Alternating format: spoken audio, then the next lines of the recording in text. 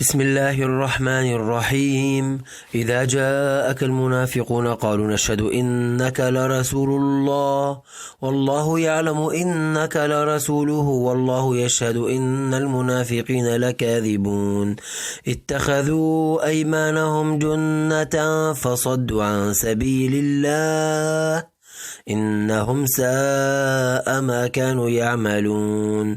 ذلك بأنهم آمنوا ثم كفروا فطبع على قلوبهم فهم لا يفقهون.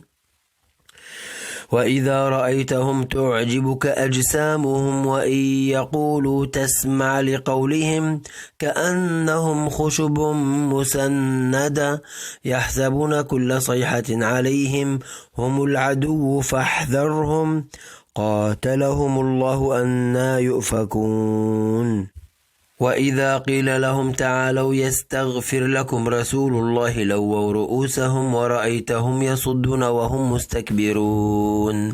سواء عليهم أستغفرت لهم أم لم تستغفر لهم لن يغفر الله لهم إن الله لا يهدي القوم الفاسقين.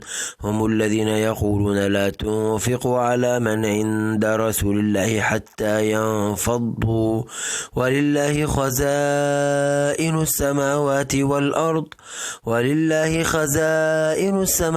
والأرض ولكن المنافقين لا يفقهون.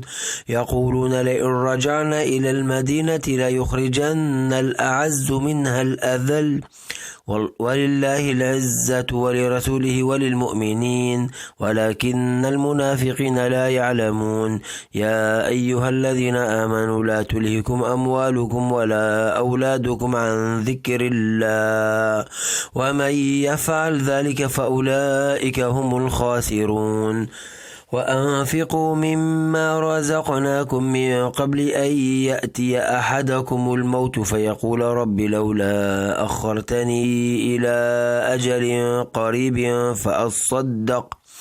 فأصدق وأكن من الصالحين ولن يؤخر الله نفسا إذا جاء أجلها والله خبير بما تعملون.